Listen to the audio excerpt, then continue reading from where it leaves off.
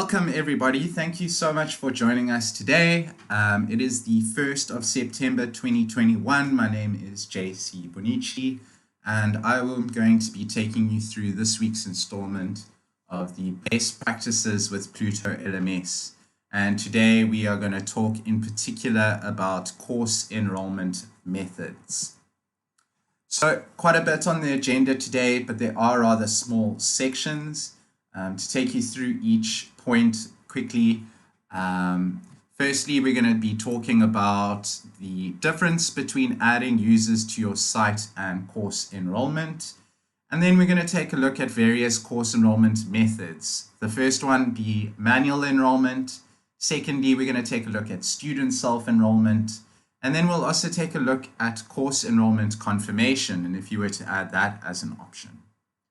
We're also going to have a look at what the payment gateway enrollment looks like, as well as what branch sync and branch to group can offer you. Pluto also has a guest access mode that you can enable on courses, and I'll also take you through some of the other methods and highlight those too. Then lastly, we'll end off with what is a course learning path and how those are set up in Pluto. At the end of the session, there will be a Q&A where you are able to post questions in the chat, and I'll get through as many of those as possible. So firstly, what is the difference between adding users to your site and course enrollment? Well, there are two separate instances. First, you need to add users to your Pluto LMS before they can enroll into courses. And there are various ways that you can add users to your LMS. We did discuss this in a separate webinar called User Management Techniques. And today we are going to run through all the different ways of how enrollment can take place. Before we jump into an enrollment method, what does the end user see? Well, that's a great question. If they have a profile on the site already and you have the setting where all courses are displayed, they will come onto your site and they will see the courses and they'll be able to access the courses by clicking on the access button. In this example, this list format course has a self-enrollment method put on it. And what that will lead to is once the end user clicks on access, they'll be taken to a course description page. Now, this course description page can be designed how you want to. We went over all the page editing options in another webinar titled Course Content Creation. But you can embed videos, add images, format your text, even embed GIFs or presentations on this course description page, which will be shown to users before they enroll into a course and see your course content. And that is done by clicking on the Enroll Me button in this case. Once again, this is just an example of a self-enrollment, but this was to just give you an idea of what the end user sees before enrollment takes place. So let's get to our first method, and that is manual enrollment. This is an enrollment method that you as either the site administrator or the course editor will use to manually add users. And you can do that in a few ways. The first way is to click on enrollment methods, which is on your left-hand side navigation panel. This is how you're going to access all the different enrollment methods. You'll notice that manual enrollment is the default enrollment that comes on every single course. And in this example, you'll see when you hit the enrollment methods button, you will see the list of your enrollment methods. This is just manual enrollments for now. You'll also see the users that, or the amount of users that have been affected by this enrollment method, in this case 6. When there are multiple enrollment instances, you'll be able to move them up and down. And if we focus on the right-hand side, going on the icons going left to right, The first icon is how you would be able to delete an enrollment method. The second eye icon is how you would be able to disable an enrollment method. The person with the plus sign is how you would add users in this case. And lastly, you are able to edit the settings of this particular enrollment. Note, we do not recommend that you ever delete the manual enrollments method. Simply, if you aren't using it, I would go ahead and just click the I button and disable it. So if we were to click on the settings button, this is the screen that it will take us to.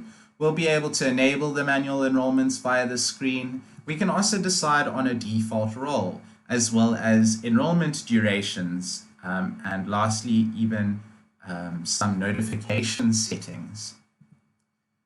If you were to click the man with the plus sign, or person with the plus sign rather, you'll be taken to this page where you will have a full list of the enrolled users via this method, and also your list of site-wide users that have yet to be enrolled into this course. From the screen, you can add and remove, as well as assign a role.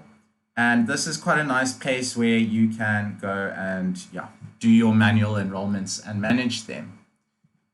There is a second way to enroll users manually, and that's done by clicking on the Enrolled Users button underneath the Enrollment Methods button. When you click on that, you'll be given a list of every member that's been enrolled into this course. And if you want to enroll more members, you can click on this button on the right-hand side here that says Enrolled Users. And what that will take you to is quite similar to the other page. You can select users using this one to enroll, but what you can also do is select branches. Now, to keep in mind, if I were to select branch A and branch B, and say they had 5 users in each branch, enrolled the selected users and branches, then the 10 users would be enrolled. But if I were to edit those branches, maybe take some users out or add them in, this enrollment method will not be affected. In other words, those members will not automatically be unenrolled. They will stay enrolled into this course because they have been manually enrolled. The branch sync feature, which we'll come across a little bit later, gives you more flexibility in terms of automating your branches and keeping them synced. You can also recover users' old grades if possible, and also define enrollment durations. If I were to just manually enroll the one student, you can see here he has arrived in our enrolled users list. I can see his name, the role, if he's in a course group or not, the last access to the course. I can also go edit and unenroll the student. But very importantly, if I want to see the status of this student's enrollment, I can click on the I button, and what that will take me to is this page here where I will be able to see the enrollment method as well as important enrollment dates. This is a very handy screen to come to when you just want to see a particular student and how they were enrolled into the course. So that was manual self-enrollment. The next step is a student self-enroll. So this is when you want students to enroll themselves into courses once they have got site credentials or user information. So in order to do this, we are back in our enrollment methods screen, and you will go ahead and add the self-enrollment as a method. You'll be taken to this screen over here where you can give this enrollment a custom instance name. This becomes important when you want to have multiple levels of self-enrollment or multiple enrollment methods. You can name each instance. This instance name will also show up on the sign up or the enrollment page, which I'll give you an example of in a moment. You can also decide on an enrollment key. So you can enter a little key over there, and if the user knows the key, they can enter it in and be enrolled into your course. You can also use group enrollment keys. That comes in handy where you have some groups and you just want every single time someone enters a specific enrollment key, they can automatically be placed in the group, and I'll show you how that works now. We did go over course groups in a separate webinar called Effective User Management, but basically if I were to go to course admin, users, and course groups, here you can see while setting up a group, I have a space to enable the enrollment key. So every time a student self-enrolls with a specific enrollment key, if you have it linked to a group, this particular student will show up, will be designated to their respective group. Going back to the self-enrollment settings page, while you're still setting it up, if I were to scroll down, we are becoming familiar with the default assigned role, the enrollment durations. Here, a little bit different. You can also start the specific enrollment by a certain date and have an end date. You can also enroll inactive participants by a given time period, specify a maxed enrolled users limit. You can also limit the self-enrollment to a specific branch, and then you can also send a welcome message.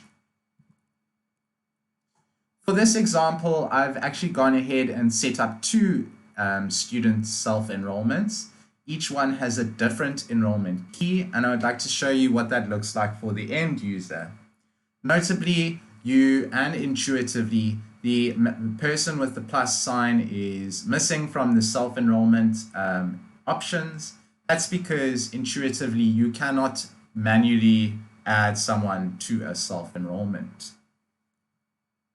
So what will this look like for the end user? Well, if the end user had logged into the platform, navigated to the course, they would once again see the course description at the top here. And down below, they will see each of the custom instance names, and they should know which instance they are enrolling into, which instance they have the key for. So these keys are both different. For this example, I've gone ahead and entered my details into the first instance over there. We're now back looking at the course instructors view, and as you can see, there's been a student that's enrolled via this instance, and over here I can see that that has taken place. So what happens if you want students to self-enroll, but before they see the course content, you would like to confirm that enrollment? Well, there is an option for you called course enrollment confirmation. Once again, you can go to the enrollment methods and you can enable this method by selecting it over there. Note, I have disabled my self-enrollment methods by clicking the little eye there. You can see when they are disabled, they have the strike through and they go a little fainter. And what I've done is I've enabled the course enroll confirmation. I'll be then taken to this screen. Once again, I can give this an instance name. I can also define the role and give this confirmation box a description. You can also give it a custom label name, and I'll show you what these look like for the end user's perspective. Notably, you can also define if you want the profile fields to be shown on this page, and you can also define who gets notified whenever there's a new enrollment application. So what does this look like from the end user's point of view when they come into the course? Once again, they'll see the course description. They'll be able to scroll down and they'll be met with this course enroll confirmation sheet. And they'll have their details filled out from registering on the site already. They can leave a comment on why they would like to enroll into the course. And if I were to scroll down, there are all the other fields that you would find on the user profile that can be updated via this enrollment method, as well as your profile fields and custom profile fields that you set up. So once you click on the Enroll Me button, the end user will see this message where it will say that the application has been successful. So back to the instructor's view, maybe they have been notified depending on the option you selected before, and they can come back to their enrollments page. And on the right hand side over here, you'll notice that there's a symbol with 2 people over there. If I were to go ahead and click on that, I'll get the full list of the people that have applied for this course. I can go ahead and select them. I can also see the reason that they left behind, and I can go ahead and confirm and deny this request. What will happen then is the end user will be notified of your action, and they will be able to participate and see all the course content if you let them. Next, we have Payment Gateway Enrollment. So we did do a separate webinar on how you go ahead and set these different enrollment methods up in terms of the integrations. But what I'm going to show you is how you would set it up as the method of enrollment. We do have some native integrations, namely PayPal, Stripe, Authorize.net, and PayFast, which you can connect to on the system. And for this example, what I'm going to do is I'm going to select the PayPal method. Once that, you'll be able to set the course price as well as a preferred currency. Once again, our usual settings are over there to define some other settings. I'll go ahead and add the method. Importantly, if you are adding an enrollment method, you are probably going to want to disable any other enrollment methods, because as you can imagine, if you had self-enrollment on, people could bypass your payment gateway and just self-enroll.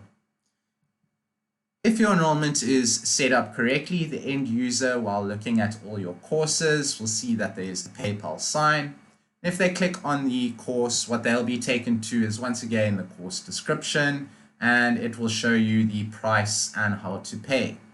What you'll then do as the end user is click on this button. You'll be directed to the payment gateway portal, into your information, and once paid, you are able to view all the course content and participate in the course.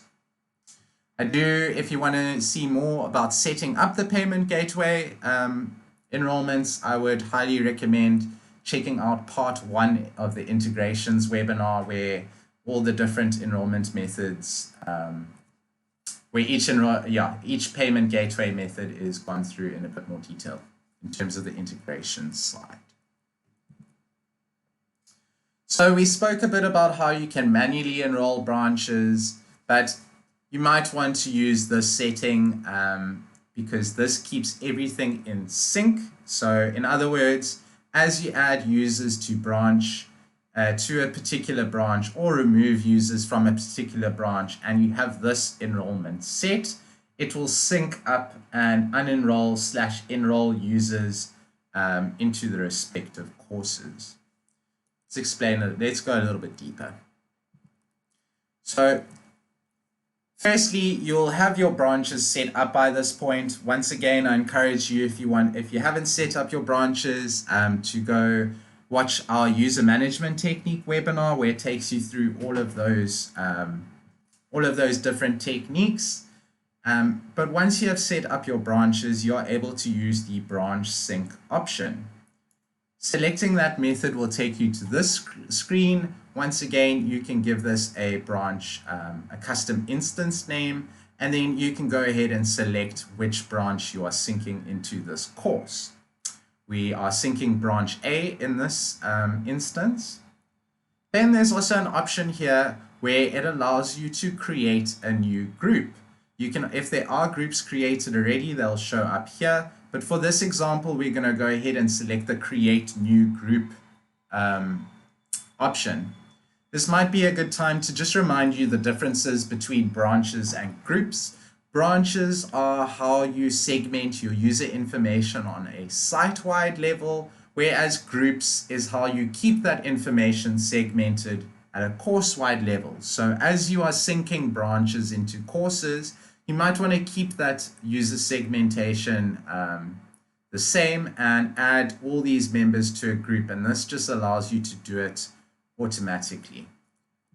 So if I were to add that as an enrollment method, you can see I had 6 members in branch A, and as I set up my branch sync, these 6 members have now automatically been enrolled into my course. If I were to go take a look at groups, I can see a group has been created for me. I can go ahead and click on that and edit the group name if I wanted to, but I can see my 6 members have also been put into a group for me. So that is your branch sync enrollment, slightly different to branch to group enrollment, which is more of a convenience thing than an actual enrollment method, as I will demonstrate in a bit. So to select your branch to group, you would do very similarly to all the other enrollment methods. You would simply scroll down, or rather select it from the drop-down menu over here. What you'll notice is that we have self-enrollment already set up in this course, but sometimes you don't want to sync entire branches in. You just want your members to, once they are added to the site, to be able to go and select courses on their own free will. But you still want your members to be segmented once they get into a course. So what this enables you to do is have your self-enrollment enabled, but also have a separate filter so that each member from a particular branch will come and be filtered in a particular group. So when selecting this method, you will get taken to this screen where you can simply give it a custom instance name. You'll select which branch members will be added to which groups. You'll add the method. And over here in the screen, what you'll notice is this will always remain naught because it isn't the enrollment method. It is just an add-on to the self-enrollment. So in this example, a student self-enrolled and happens to be a part of branch A. So when they self-enrolled, I wanted that branch A segmentation to still hold true at a course level. And when I go look at my groups, I can see when that user self-enrolled, he happened to be part of branch A, and now he is added to my group A. So it's kept my site-wide segmentation at a course level, which, as you probably are familiar with, helps a lot when looking at reports. And also you can set conditional activity restrictions within a course based on branch or group. And this is a healthy way, or a helpful way, of keeping your users segmented. So in Pluto, we also do have guest access. So what does that look like? Well, to enable guest access, once again, you go to your enrollment methods and you choose it from the drop-down menu. What that'll take you to is a page where you can either you can leave a password blank, or in this example, I'm going to add a password. I just want to show you one more time. If you were to want to enable / disable guest access at any time, you can use this eye icon and you'll be able to do it via that. So what do you do if you want to share a course on the outside? Well, you can go ahead and grab the URL. Maybe you have this somewhere else. You've sent this URL via an email, or you've got it somewhere on a website that leads you to this course, and you would like guests to access it. So what they can go ahead and do is click on the link. They'll take them to the course. What they'll be presented with is, once again, the course description page, and at the bottom they'll be in this case asked to enter a password, and they'll be able to from there enter your course and see your course content without having a profile. So in other words, they will not have to log into the system in order to preview a course. What is extremely notable with guests is that they aren't able to perform quizzes, assignments, or any H5P content that has a mark associated with it, because Pluto, with every assignment feature or any sort of evaluation, is automatically it's linked to the gradebook. So Whenever there is a mark associated with the user will have to have a profile. So that means guests can't participate in quizzes. They'll be able to only view the content and see videos and things like that. So there are a few more methods that we aren't going to be covering in this webinar. Namely are Zapier and the API. I highly implore, if you want to take any of these options, to watch for Zapier our Integrations Part 1 webinar, and for the API to watch the Integrations Part 2 webinar. And they'll go into more detail on how you can use these methods for course enrollment. So lastly, what is a course learning path? Well, you can set up learning paths so that when a student is finished with course A, they are automatically enrolled into course B or sometimes course C, depending on how you want to structure your course.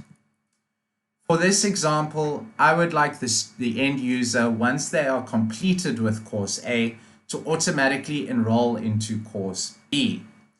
Well, we aren't covering how a course is completed in this webinar, but just the enrollment method. So to add that enrollment method, you would once again go to your enrollment methods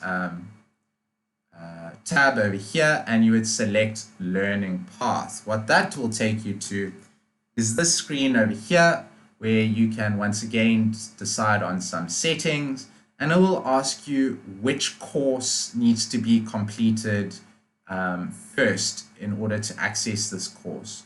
So where I'm actually at now is in webinar course B, and I want users to be enrolled into this as soon as they are finished with course A. And what that will look like in my enrollments page is, we'll say after completing webinar course A, this enrollment method will kick in and the student will be added to course B. And of course, you can create a string of courses using this method, and yeah, that's how you would do that. So that is concluded my session in the webinar on course enrollments, and we will go to the chat section just to answer a couple of questions from our participants. Great. The first question is, can you have multiple forms of enrollment? Yes, you can. You can have multiple instances of the same enrollment and also have multiple instances of other enrollments. As long as it makes sense, you can do that with pleasure. The next question here is, how can I track guest activity? That's a fantastic question. So unfortunately, our site logs will not track guest activity because it needs a user profile. The site logs will track each and every activity a user does on the site. But what you can do is make use of XAPI and track guests that way. The next question here is, does Pluto take any associated fees with payment gateway enrollments? Another great question. The answer is no. We take 0% in terms of fees when you're using the native payment gateway enrollments. We don't take any cut whatsoever. The next question here is, how do subscription payments work? Fantastic question. While we don't have a native subscription payment gateway portal at the moment, there is a way to add payment gateways via Zapier, and we do have a very good support documentation guide in our knowledge base that shows you how to set that up, and they use Stripe as an example in that case. Another question here, is there a way to display content to guests on the landing page? Another fantastic question. So apart from sending the link to a course, you can also display courses on your landing page. For example, over here, you can see I might not have any details, but you might want to enable courses to be shown on your landing page, which you can do in your homepage display settings. For this example, my list format has guest access enabled, so I'd be able to go and access this course. What I can see here is the course description once again, and down over here I can see guest access with the password. And if I enter the password over here and submit that password, I will be in the course. And I'll be able to view all the course content without having an account. But once again, just so you know, you will not be able to do any quizzes, unfortunately, because it will prompt you to log in and create a full user account. Thank you very much for joining the session of the webinar. I hope it's been great and fruitful. I've certainly had a great time presenting it, and I look forward to meeting with everyone next week. I believe next week we will be taking a deeper look at all the assessment types on Pluto LMS, namely the quizzes, the assignments, how to set up custom certificates, as well as different things in H5P. So please stick around, or rather come next week if you want to tune in for that. But for now, I am finished with my presentation. I really hope you have a great rest of your day. Thank you so much for coming, and we'll see you next time. Bye-bye.